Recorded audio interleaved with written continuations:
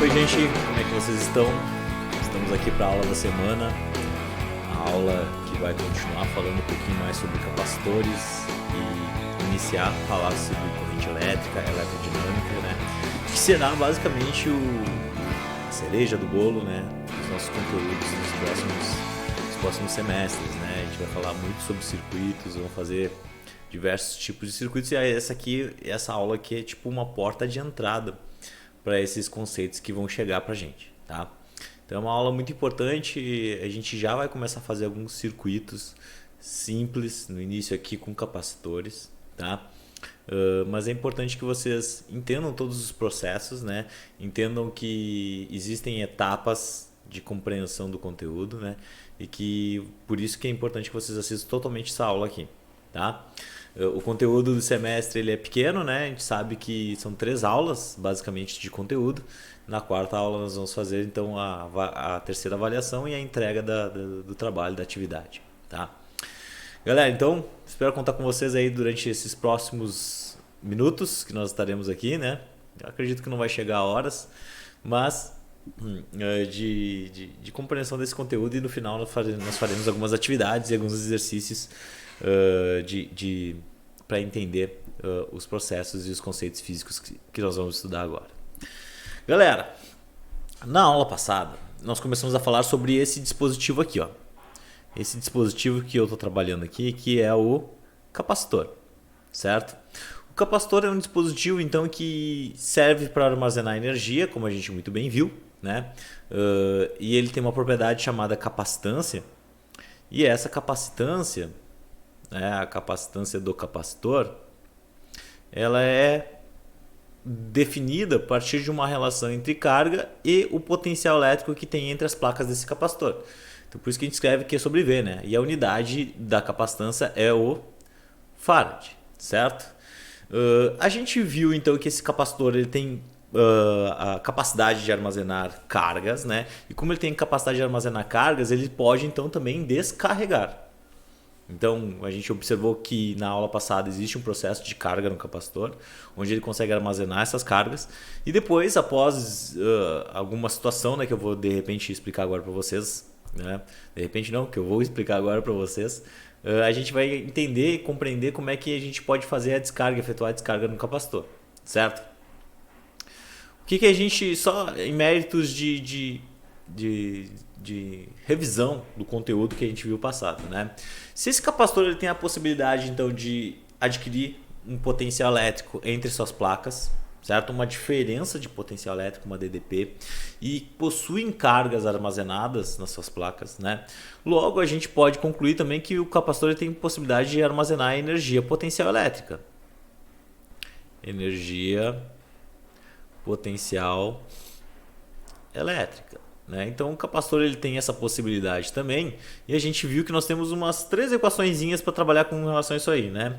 Nós temos a energia, ela é igual a V vezes Q sobre 2, né? Que é a equação primordial, né? Que a gente saiu todas as outras.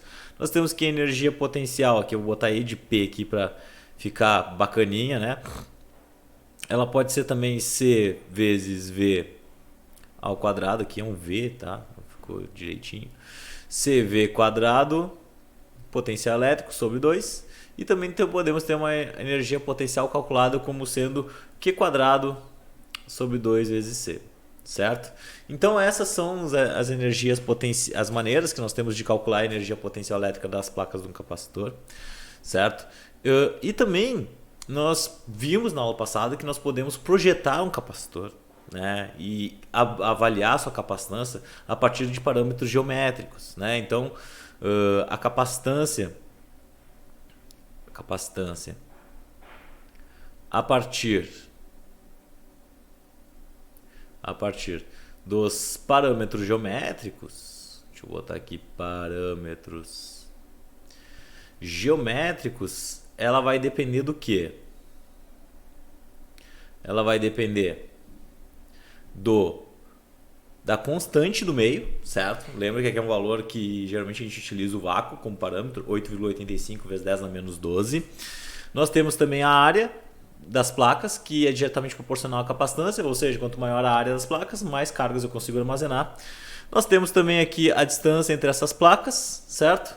E nós podemos considerar aqui, se eu colocar um dielétrico no meio, como um K, né, que é a constante dielétrica do material que eu coloco entre as placas, né? Então, nós podemos obter os cálculos da capacitância do dispositivo que eu construo, que eu crio, né? Porque quem não lembra da aula passada que nós comentamos que o capacitor é formado por duas placas paralelas e um material dielétrico no meio que serve para isolar o capacitor no seu interior, né?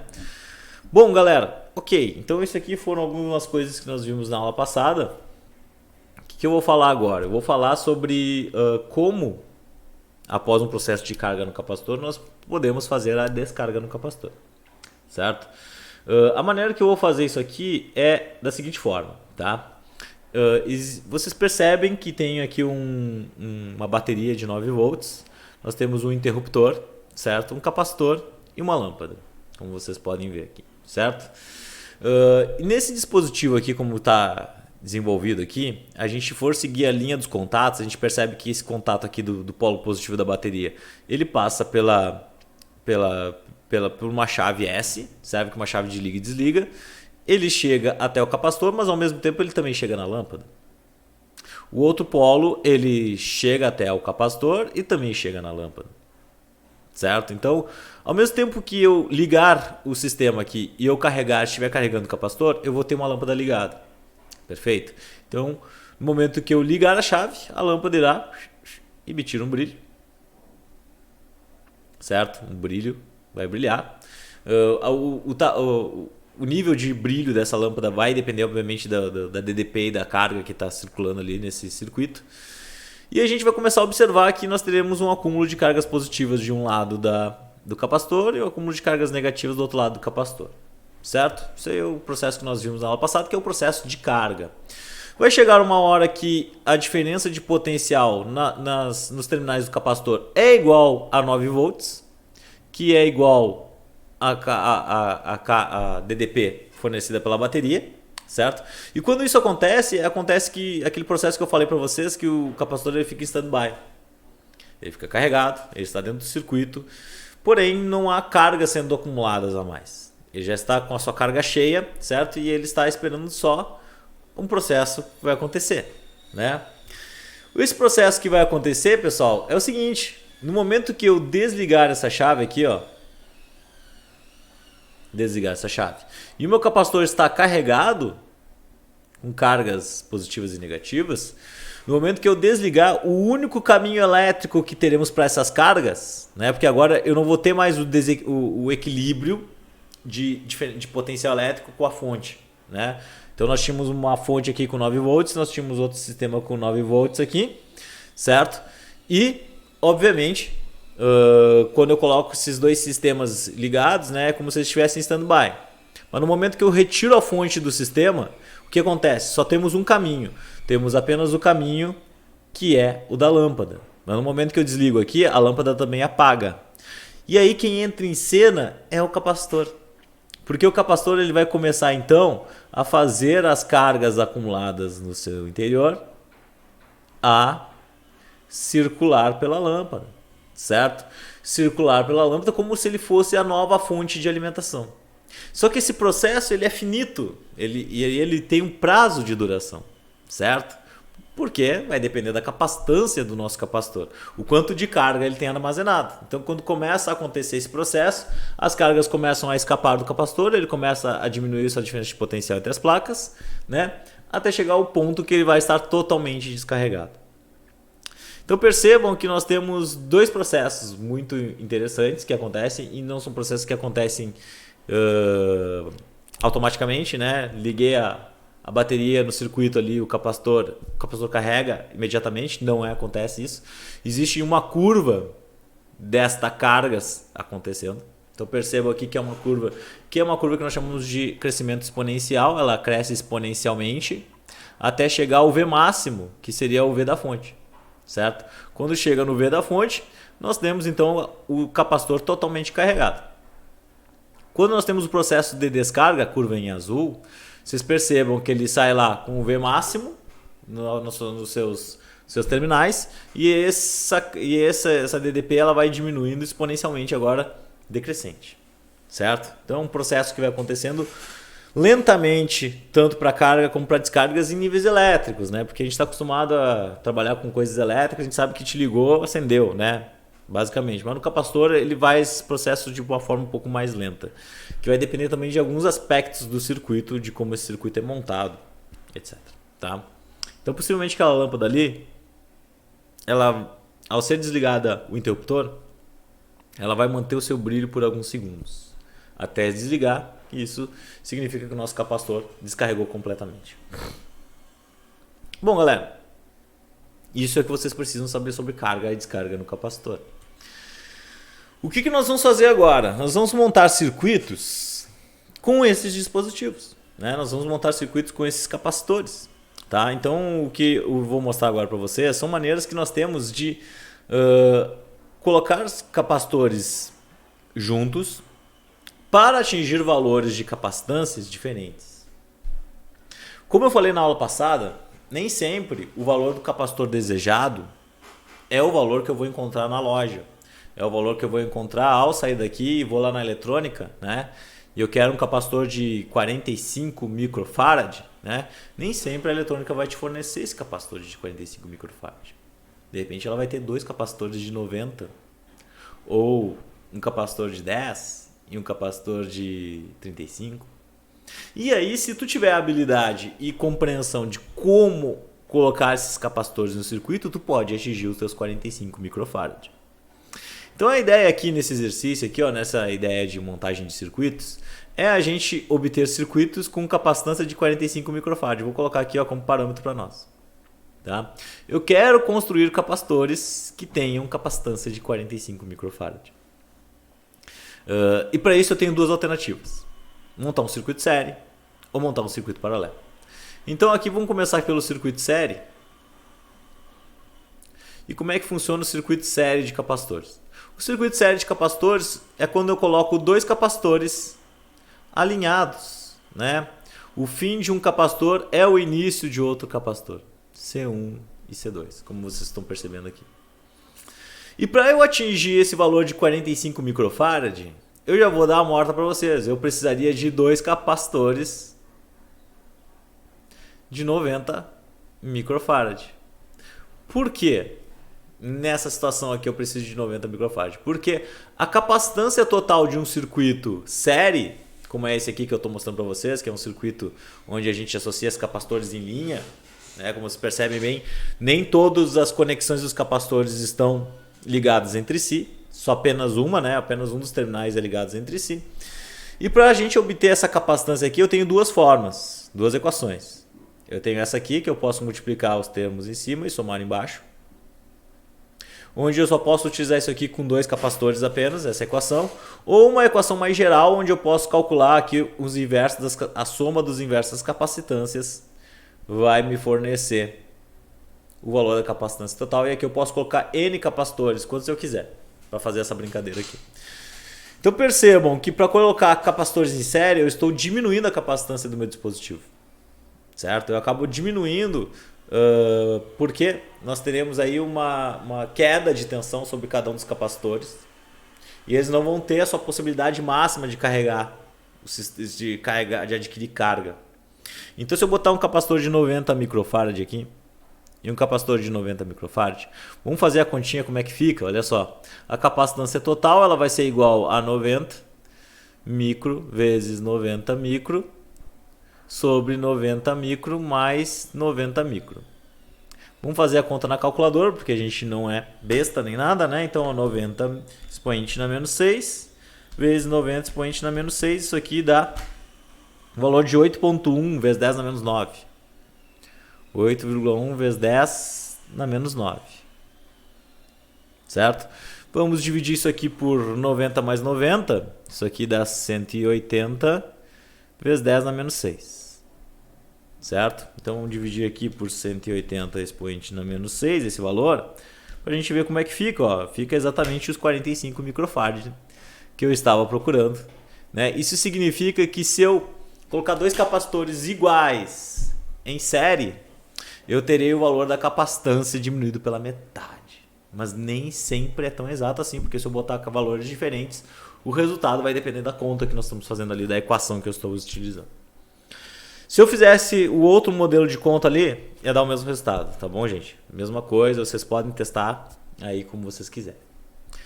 Galera, então esse é o circuito série de capacitores. Vamos ver agora como é que é o circuito paralelo de capacitores. Circuito paralelo de capacitores. O circuito paralelo de capacitores, ao contrário do circuito série, a gente não tem apenas um dos terminais ligados, a gente tem ambos os terminais ligados entre si. Então, ambos os terminais ficam ligados entre si. Eu tenho dois capacitores, C1 e C2. E o que acontece aqui é que a capacitância total do meu circuito ela vai ser a soma das capacitâncias. Muito mais simples, né? Então, no circuito paralelo de capacitores, eu aumento a capacitância do meu sistema, do meu circuito, quando eu coloco dispositivos ligados em paralelo. Preste atenção. Isso aqui é válido apenas para capacitores. Quando a gente for estudar resistores e a gente for montar circuitos com resistores, a ideia é totalmente diferente, tá bom? Então, nesse circuito paralelo que eu tenho, nós colocamos capacitores em paralelo e nós temos que a capacitância é a soma dos capacitores, eu posso dizer que eu tenho os capacitores aqui disponíveis para fazer circuito, olha só. Eu tenho um capacitor de 25 micro, eu tenho um capacitor aqui de 40 micro, e eu tenho um capacitor aqui de 10 micro. Certo? Quais os capacitores que eu posso usar? Aqui vamos supor que eu tenha possibilidades infinitas, tá? Eu posso usar aqui um capacitor de 25 e um de 40. Bom, aí o valor já vai passar, né? Olha só, vai 55, 65, né? Já passei o valor da capacitância que eu desejo. Eu quero 45, exatos 45 microfarad. Então, para eu ajustar esse meu circuito aqui, eu preciso colocar mais um capacitor.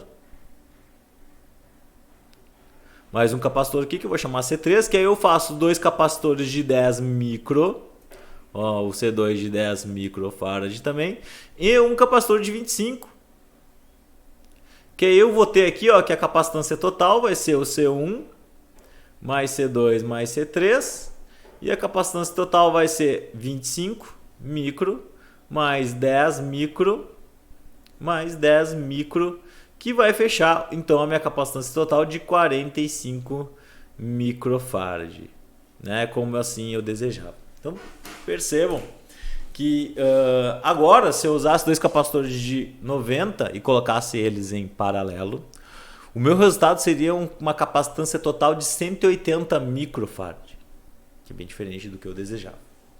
Tá? Essas são as principais diferenças que a gente observa. E o circuito misto? Galera, como eu disse para vocês, nós temos o circuito série, nós temos o circuito paralelo, a gente já sabe como é que são esses formatos, esses circuitos. Porém, agora nós temos uma coisa chamada circuito misto de capacitores. Como é que funciona esse negócio aqui? Vamos desenhar um circuito qualquer aqui para vocês observarem. Eu vou dar uma complexada nele. Vou desenhar aqui um capacitor, outro capacitor aqui. Como é que eles estão ligados, esses capacitores? Esses capacitores estão ligados em paralelo. Vou colocar um outro capacitor aqui, certo? E mais um capacitor aqui ligado também em dois capacitores aqui mais ligados em paralelo. Percebam que eu tenho aqui dentro desse circuito série e circuito paralelo de capacitores. Vou colocar alguns valores aqui, 1 micro, 2 micro, tá? Tudo microfarad. 4 microfarad, 2 microfarad e 4 microfarad aqui. Galera, percebam que para eu resolver esse exercício aqui, eu tenho que achar um valor único que nós chamaremos de capacitância total do circuito, certo? Qual é a capacitância total desse meu circuito aqui? Para eu achar esse valor aí, basicamente, o que eu tenho que fazer? Eu tenho que ter, né, capacitâncias aqui que sejam basicamente obtidas ponto a ponto, certo? Eu tenho que analisar ponto a ponto o que está acontecendo. Percebam que esse capacitor aqui, o de 4 micro, ele está em série com este paralelo. Então esse aqui eu vou chamar de paralelo 1. Certo? Porque eu vou ter que obter a capacitância equivalente desse circuito para poder continuar analisando o circuito. Tá? E esse aqui eu vou chamar de paralelo 2. Nós temos dois circuitos em paralelo aqui, que eu vou ter que analisar primeiro, para depois observar como é que fica o meu circuito, para então eu poder fazer o meu circuito, a minha capacitância total. Então quando eu fizer aqui a parte 1, certo? A capacitância total 1, o que vai acontecer? Nós temos um circuito paralelo. E o que a gente sabe sobre o circuito paralelo? Que a capacitância é obtida, então, pelas somas dos capacitores. Então, eu vou somar o capacitor de 2 micro e o capacitor de 4 micro. Então, a capacitância 1 aqui vai ser 2 micro mais 4 micro. Isso aqui vai dar um valor incrível de 6 microfarads de capacitância. E eu vou analisar o paralelo 2, onde eu vou ter então a capacitância 2, que vai ser dada pelo capacitor de 1 micro mais o capacitor de 2 micro. Ou seja, a capacitância aqui nesse ponto 2 vai ser 1 microfarad mais 2 microfarads. Isso aqui vai dar incríveis 3 microfarads. Tá? Então percebam, galera, percebam que nós temos aqui um circuito, tá? Com capacitores, onde eu tive que resolver inicialmente uma parte do circuito para ver o que acontece. E quando eu resolvi essa parte do circuito, o que aconteceu? Nós temos agora um capacitor aqui, que é esse capacitor que equivale à capacitância C2. Nós temos esse capacitor aqui que não mexemos nele, que está aqui, que ele vale 4 microfarad. E nós temos esse capacitor aqui, que eu chamei de C1, que tem aquela capacitância ali igual a 6 microfarad. Então olha só, eu fiz aqui ponto a ponto a minha análise e eu estou chegando agora num circuito sério de capacitores. Então a ideia de quando a gente analisa circuitos de capacitores é a gente analisar ponto a ponto o que está acontecendo, certo? Ponto a ponto. A gente resolveu uma parte e a gente olha de novo para o circuito como é que ele está. E quando a gente olha como é que ele está agora, a gente observa que temos apenas circuito sério. O que eu vou fazer? Eu posso usar aquela equaçãozinha que eu falei para vocês, que ela envolve todos os capacitores, que seria um C total, 1 sobre C1, mais 1 sobre o C de 4 micro aqui, mais 1 sobre o C de 2, né? Mas eu não vou usar isso aqui, porque eu acho um pouco mais complicado, a gente teria que fazer o MMC aqui, daria uma tarefa, né? Seria bem complicado a gente resolver isso aqui. Então o que eu vou fazer? Eu vou dizer que 1 sobre a capacitância total, né? Desculpa, gente. Eu vou usar aquela outra equação que nós temos, que é muito mais simples. Só que ela envolve apenas 2 capacitores por vez, não se esqueçam. Que diz que a capacitância vai ser o C1 aqui vezes o C2 aqui sobre C1 mais C2, né? Eu vou fazer esse processo, basicamente. Então, olha só, galera. Olhando isso aqui, a gente pode escrever que como esse capacitor 2 aqui ele vale 3 micro, e esse capacitor 1 vale 6 micro, a gente faz primeiro entre 3 e 4. Então, ó, a capacitância entre o capacitor 3 e 4 micro vai ser 3 vezes 4 sobre 3 mais 4. Aqui fica 12, aqui fica 7. Então, eu tenho 12 divididos por 7. Isso aqui dá 1,71. Tenho agora a minha capacitância aqui, ela vale 1,71 microfarad. O que aconteceu? Desenha de novo o circuito. Agora eu tenho um capacitor que vale 1,71 microfarad ligado em série com um capacitor ali, o capacitor C1, que vale 6 microfarad. Né? Então vejam, eu resolvo uma parte e dou uma olhada no como é que ficou no circuito. Então a capacitância total do meu circuito agora, capacitância total, né? Não é uma cruz. Deixa eu voltar aqui. A capacitância total do circuito, ela vai ser dada como sendo 1,71 vezes 6 micro, né, que microfarad também, tá? Sobre 1,71 micro mais 6 microfarad. Deixa eu melhorar aqui para não ficar tão em cima, né? Aqui, ó. Beleza. Deixa eu conferir o resultado anterior ali, 3 expoente no menos 6 vezes 4 expoente no menos 6. Divididos por 3 expoente no menos 6 mais 4 expoente no menos 6. Vamos ver aqui. Pá, é esse mesmo resultado, 1,71.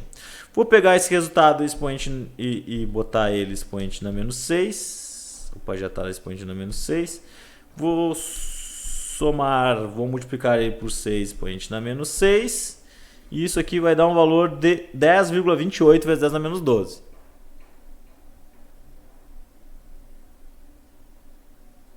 E vou dividir pela soma aqui dos dois, né? 1,71 expoente na menos 6 mais 6 expoente na menos 6, isso aqui dá 7, né? 0,71 vezes 10 na menos 6. 7,71 vezes 10 na menos 6.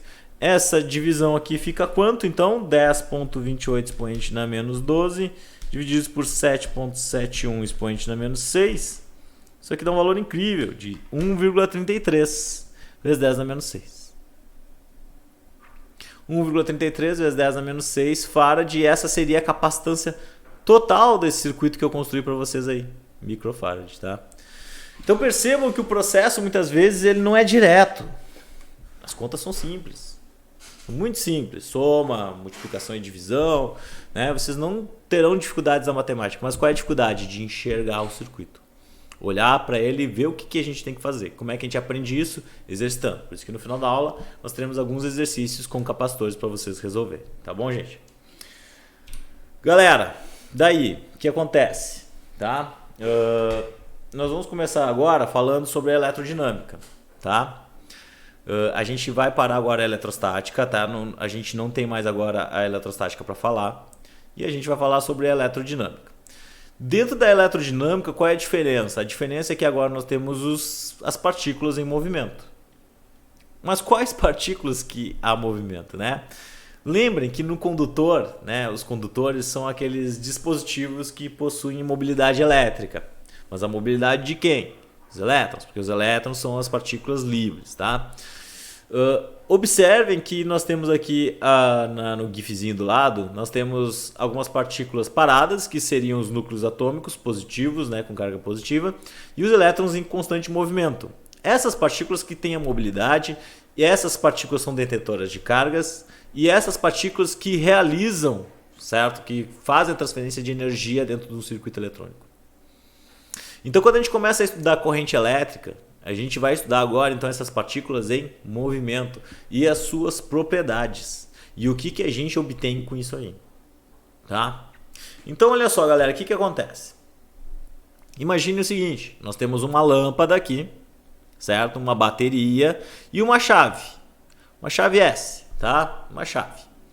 Então nós temos uma bateria que tem volts, né? Sei lá, se é uma pilha 1,5 volts, já para a gente já se antenar, que é a DDP fornecida entre os terminais de uma pilha é 1,5 volts. E quando eu fechar esse circuito aqui, o que vai acontecer? A lâmpada irá ligar. Ela irá ligar devido a essa coisa que eu chamo de corrente elétrica. E o que vem a ser essa corrente elétrica? Muito simples. Olha só, galera, o que acontece? Nós temos lá o fio, que é um condutor, certo? E nesse condutor nós temos o metal e ele tem elétrons livres. Esses elétrons estão ali se movimentando aleatoriamente dentro do circuito, certo? Não existe um movimento que vá direcionar esses elétrons, certo? Porém, no momento que eu ligo esse meu fio numa bateria que possui polos e possui mais carga para fornecer para esse circuito, a gente fornece o que a todo esse processo aqui? Eu forneço um campo elétrico. E quando a gente coloca um campo elétrico e a gente coloca cargas elétricas dentro deste campo, o que acontece com essas cargas? Elas se alinham, elas se direcionam, elas tomam uma direção prioritária. Que no caso aqui vai ser qual? De sair, se afastar do polo negativo o mais rápido possível e ir para em direção ao polo positivo. Atração e repulsão eletrostática. Isso acontece devido ao potencial elétrico que eu coloco ali, a diferença de potencial, que irá fornecer um campo e que irá fazer com que essas cargas tenham forças elétricas que então façam com que elas se desloquem. Então esse é o processo, né?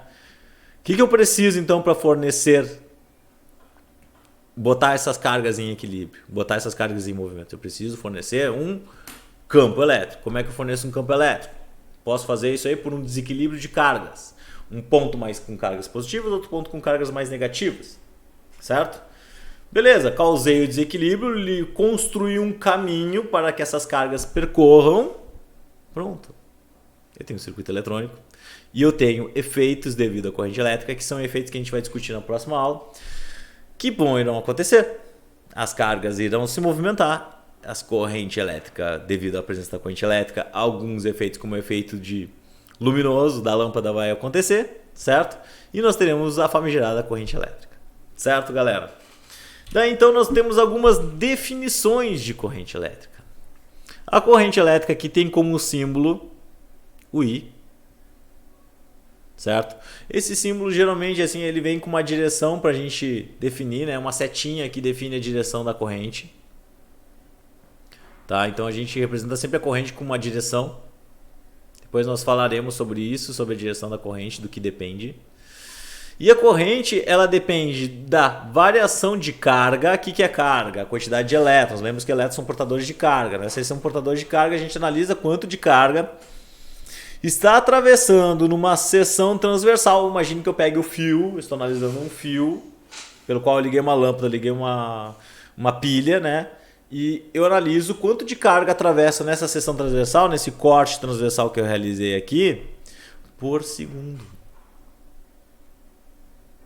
O quanto de carga por segundo que atravessa esse negócio vai ser a minha corrente elétrica, que vai ter o nome então de ampere, né? A unidade é o ampere. Então a corrente elétrica que eu calculo sempre vai vir em ampere. Galera, o ampere, a amperagem, né? A corrente elétrica que os circuitos utilizam, né? Porque assim, ó, cada circuito ele vai ter uma certa quantidade de carga que vai atravessar por ele. E isso a gente pode modificar. Fácil, a gente vai ver agora nos próximos tópicos que uma coisa chamada resistência elétrica modifica a corrente elétrica. Então, a quantidade de corrente elétrica que atravessa um condutor, ela vai depender então de N fatores. O potencial elétrico que eu forneço, né? Quantas pilhas eu liguei no meu circuito, se eu liguei uma bateria, ou se eu liguei na tomada, tudo isso influencia, né? E a resistência que tem nesse circuito. Tudo isso vai fazer diferença para o teu circuito puxar muita corrente elétrica, né? Utilizar muita corrente elétrica, muita carga por tempo, certo? E quanto mais carga por tempo que eu utilizar, maior a minha conta de energia, certo? Maior a minha conta de luz, porque eu vou estar utilizando muita carga, né? E o que a rede elétrica nos fornece é energia, que é através da quantidade de carga que eu utilizo, certo? Tanto que o potencial elétrico é sempre o mesmo, 220 volts ou 110, dependendo da localidade. Mas o que varia é a quantidade de carga que ele fornece. Então, todos os efeitos que nós estamos acostumados a ver devido à presença de circuitos elétricos têm a ver com a corrente elétrica.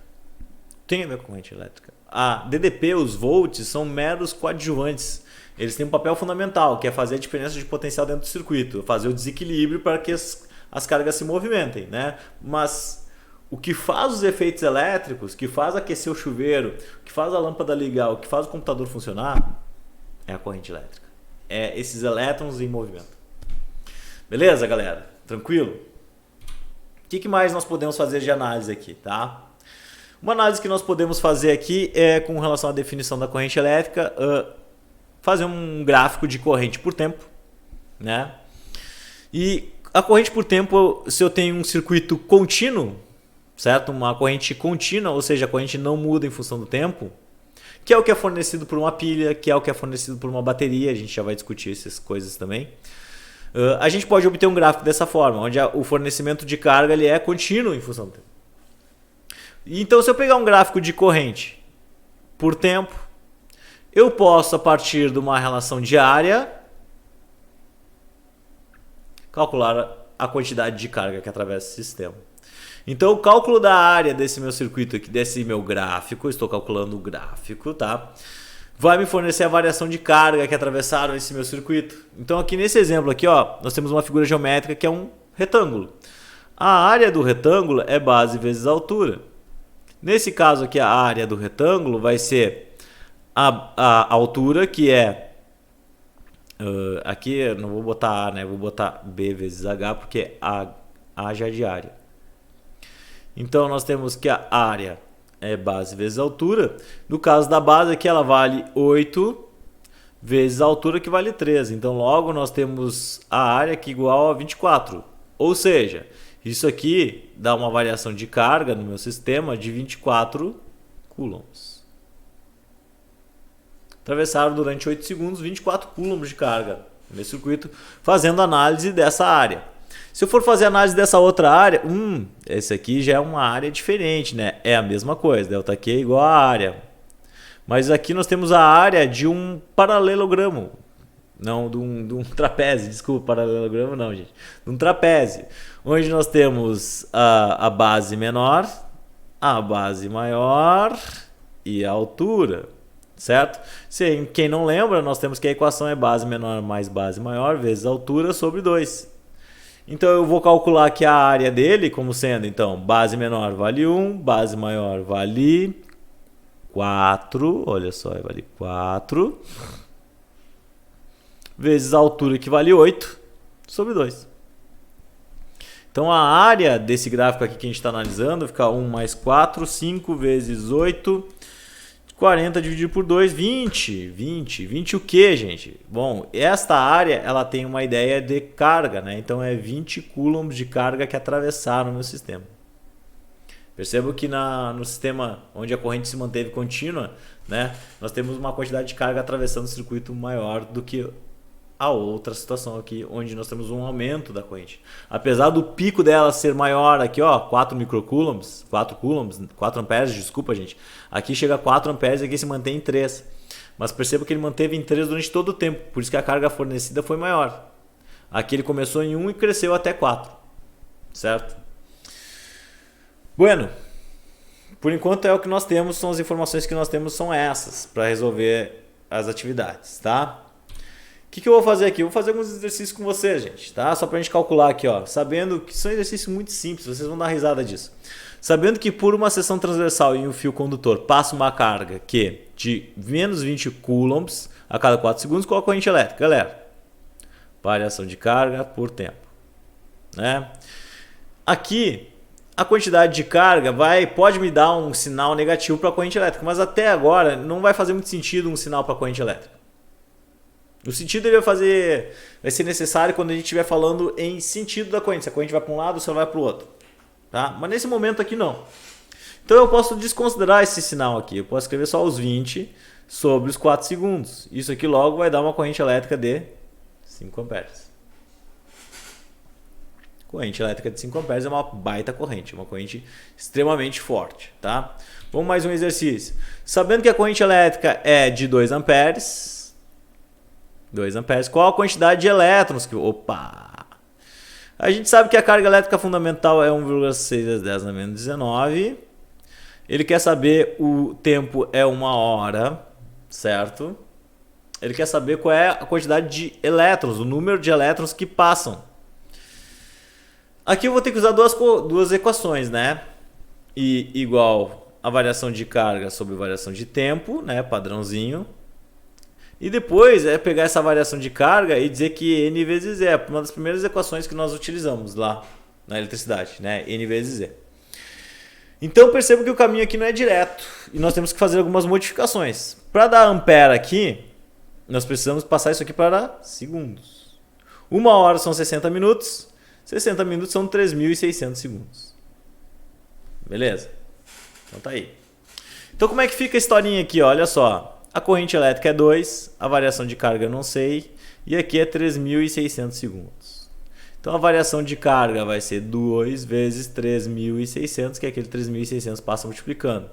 Então a variação de carga é 7.200 coulombs. Vou dar uma confirmada aqui para não escrever bobagem para vocês. 2 vezes 3.600, 7.200 coulombs de carga. Beleza, né? Então essa é a variação de carga que nós temos no circuito. Então 7.200 aqui, que é igual a N vezes 1,6 vezes 10 a menos 19, vai me fornecer o número de cargas que atravessaram nesse circuito.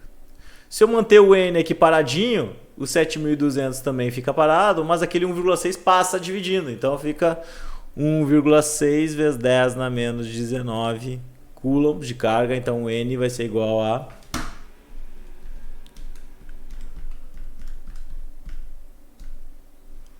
então nós temos 4,5 vezes 10 na 22 partículas.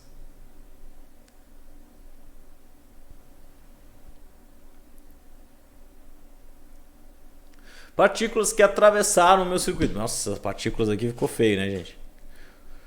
Partículas. Então, que atravessaram o meu circuito. Beleza, galera. Beleza. É isso que nós temos por enquanto, tá? Vamos fazer mais um exercício. Mais um exercício, tá, gente?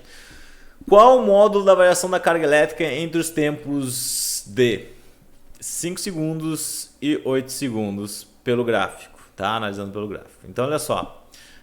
O módulo da variação da carga, como eu falei para vocês, é dado pela análise do gráfico. Então, aqui, se eu analisar esse gráfico aqui, a área desse gráfico é igual à variação de carga. E a área desse gráfico aqui também é igual à variação de carga. Tudo certo, né? Nós temos dois trapézios. Vou mostrar para vocês como eu tenho dois trapézios aqui. Ó. Primeiro trapézio.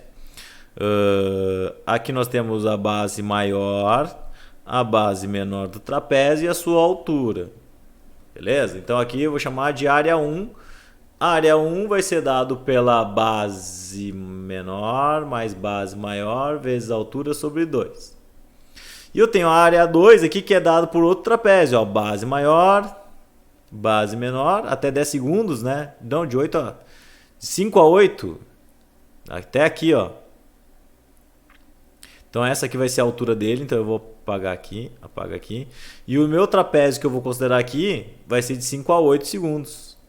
Que vai ser essa área 2 aqui. Então eu vou apagar aqui, ó, também. Tá? Então a área 2 vai ser igual a essa variação de carga 2 aqui também. Tá? A variação de carga 1. Então a área 2 também será base menor mais base maior vezes a altura sobre 2. Perfeito, né, galera? Perfeito.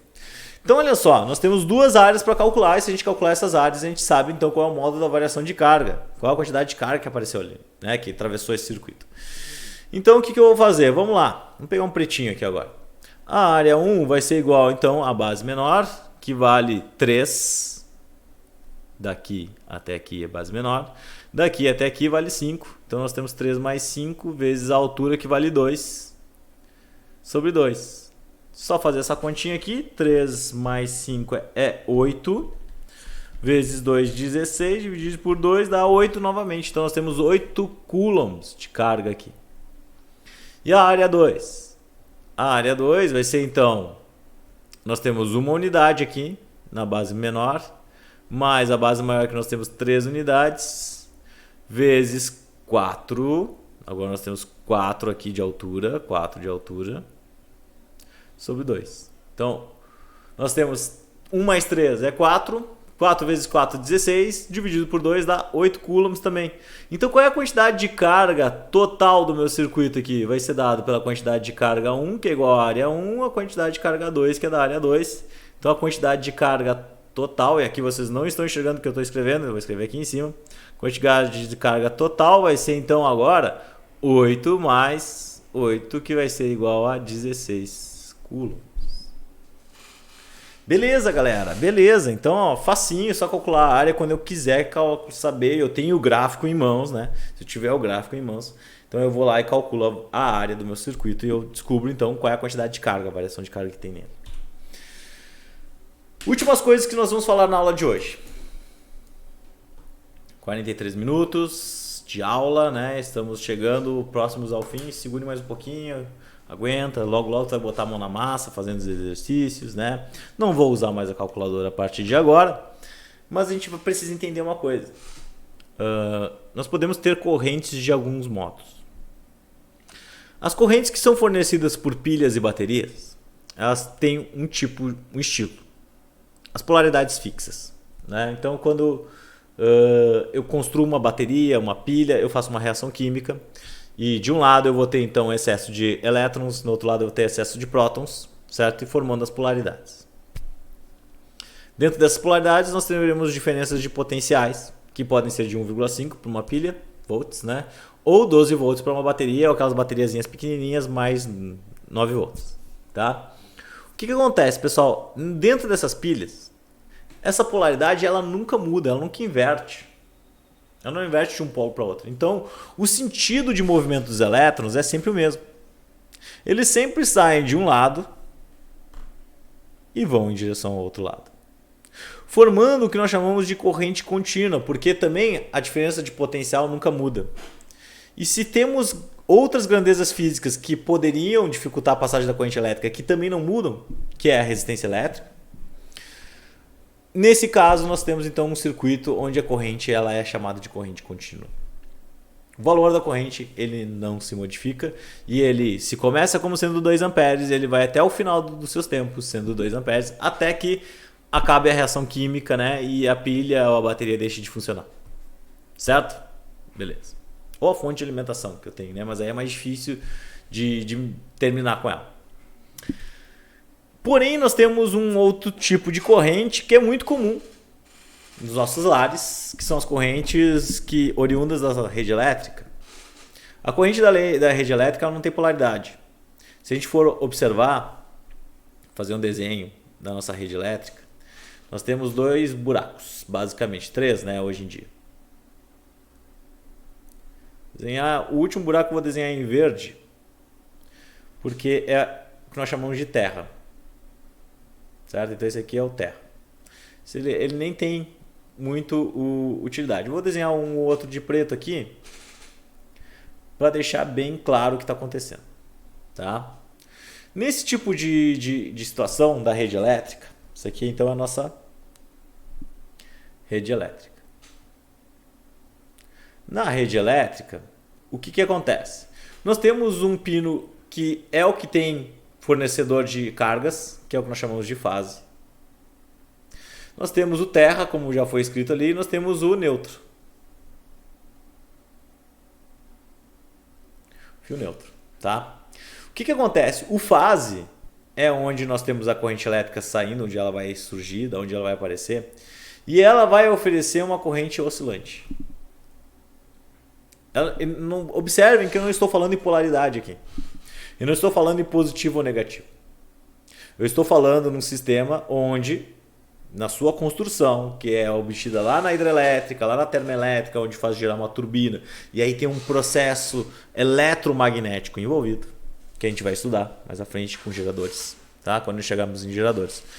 E a partir desse processo eletromagnético, nós construímos uma rede oscilatória, uma rede alternada, onde a corrente ela vai ter ora uma polaridade numa direção, ora uma polaridade na outra direção, formando esses fenômenos que nós observamos aqui, de uma corrente que não é contínua, uma corrente que varia em função do tempo, inclusive com valores de 0 em alguns segundos. Ela é 0 em alguns segundos, certo? Ela atinge valores em que, se pegar um instante de tempo, a corrente é igual a 0. A DDP ela nunca modifica, é sempre 220 volts. 220 volts, tá? Mas a corrente ela modifica a polaridade, né? É óbvio que essa DDP ela também vai variar a sua polaridade. E isso vai fazer com que os elétrons ora vão para um lado, ora vão para o outro, ora para um lado, ora para o outro. Na nossa rede elétrica, esse movimento é de 60 Hz. Ele acontece então 60 variações a cada segundo. 60 oscilações a cada segundo. É assim que funciona. Se a gente fosse comparar em termos de fatalidade, né? Qual seria a corrente mais nociva para o ser humano em termos de ação, né? E a gente comparasse então uma corrente contínua com a mesma tensão, com a mesma quantidade de carga que é fornecida, eu poderia sem sombra de dúvida dizer que a corrente contínua ela é muito mais mortal, porque ela não tem essas variações de pico de valores aqui. Ela é sempre contínua, então tu encostou nela, vai dar um fenômeno elétrico, fenômeno corporal da gente, né, orgânico, que é da contração muscular, que eu vou explicar mais na próxima aula sobre isso para vocês. E quando acontece a contração muscular, infelizmente a gente gruda no fio. E quando grudamos no fio, nós temos um grande problema, que é de não desgrudar mais. Uma corrente alternada ainda existe uma possibilidade, né? Óbvio que a rede de tensão é extremamente violenta, né? A quantidade de carga que ela pode nos fornecer. Então é bem difícil da gente escapar também da rede elétrica, né? Mas uma corrente alternada, ela nos oferece a possibilidade, né, de haver um espasmo muscular, né, de descontrair, tá? Descontrair a musculatura e então desgrudar do sistema e evitar um choque mais forte, certo? Um efeito que é obtido com isso aí são em redes cercadas, né, redes elétricas de proteção, onde se coloca uma rede oscilante para que se dê apenas um choque na pessoa que não deixe a pessoa grudada ali, né? Não cause a morte dela. Esse é um exemplo para vocês. Então nós temos dois tipos de correntes, né? De corrente alternada, corrente contínua. Nos nossos exercícios, a maioria vai ser feita com corrente contínua. Porque a existência de polaridade, ela facilita muito a nossa vida, facilita nosso entendimento, facilita nossos dados que são fornecidos. Quando nós temos polaridade alternada, as coisas se tornam um pouco mais complexas, tá? Então, possivelmente, num curso de graduação a mais, a gente vai estudar um pouco mais sobre corrente alternada. Aqui no nosso curso é só para a gente compreender teoricamente como é que é essa função, mas em termos de cálculos, né, a gente vai ficar com a corrente contínua, tá? Que é mais simples a gente entender. Galerinha, atividades da semana, exercícios sobre corrente elétrica, exercícios com circuitos de capacitores, circuito misto. Temos mais um circuito misto aqui, olha só que bacana, né? Esse aqui eu quero ver, esse aqui vai dar um trabalhinho para vocês, hein, gente? Tá? Então eu espero que vocês façam esses exercícios, que vai pintar dúvidas, acredito muito nisso, né? Que vocês venham até mim, tirar dúvidas, tirem dúvidas dos colegas, né? Trabalhem em grupos, nesse momento é permitido, tá bom, gente?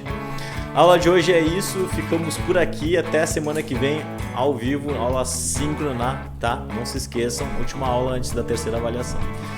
Até mais, gente, tchau pra vocês, até mais.